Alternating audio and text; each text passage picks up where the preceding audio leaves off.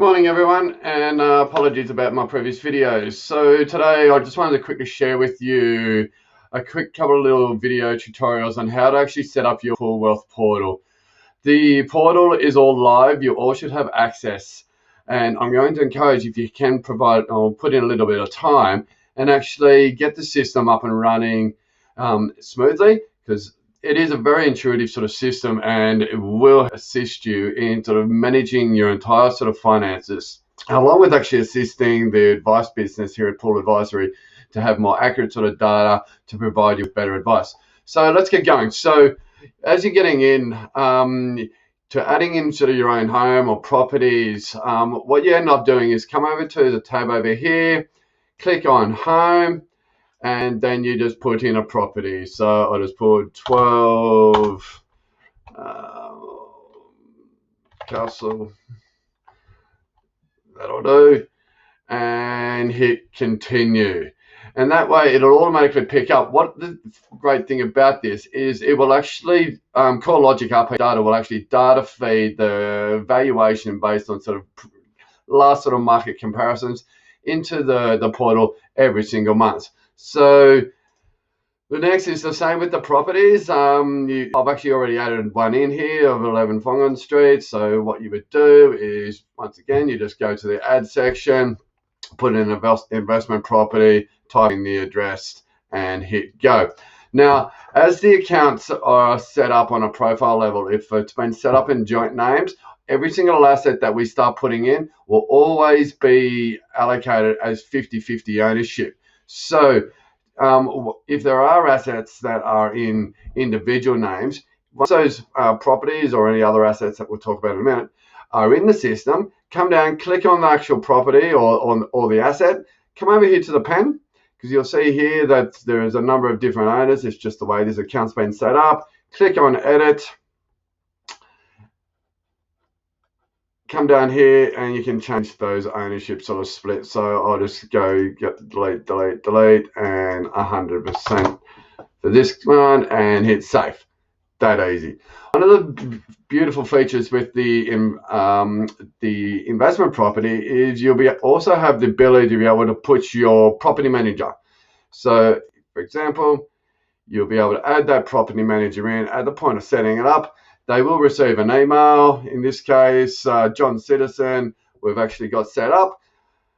They will then be able to have access to be able to upload your future rental statements directly straight into your portal. That's an awesome sort of feature. So come around the tax time, you've got all of your consolidated investment statements.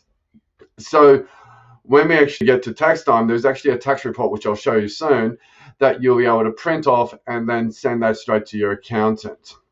Okay, it'll then bring you through all the rent based on the statements that are coming through. If you click over inside, it's going to give you medium sort of prices of what's been happening in the area.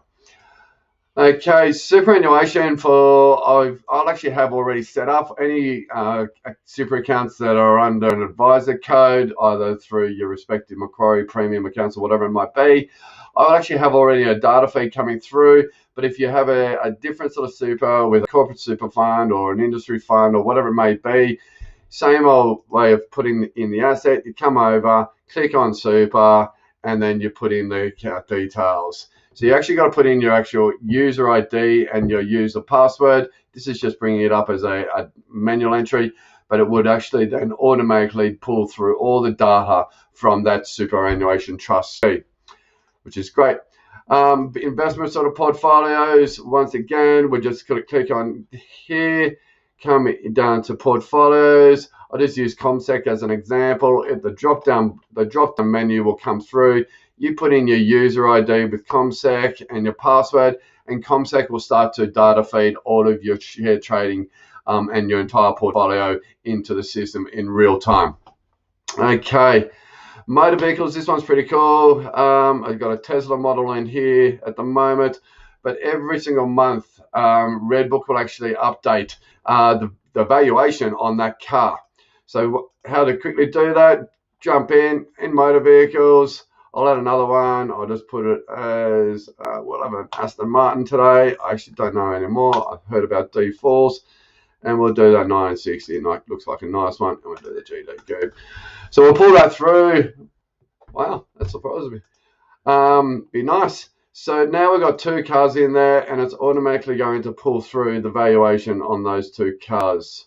Wherever the one went to, I don't know where it went.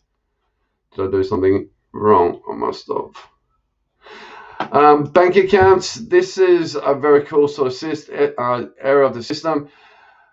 Big piece of this system will also be cash flow, but also just tracking your overall sort of account balances. So if you come over here and you put in, where's the bank accounts? Click in here, add in your different, or your bank. So Macquarie, put in your username, put in your password for your internet banking, and it's going to pull through all of your transactions.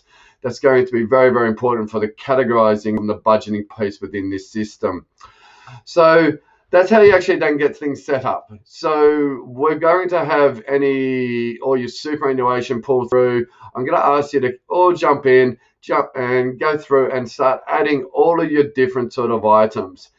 I'd really encourage even go a little bit further and putting in contents. If you've got car loans, if you know the access code and the password for the car finance companies like St. George Equipment and Finance, they're quite a large one, or if it's a car list, it will automatically pull that through.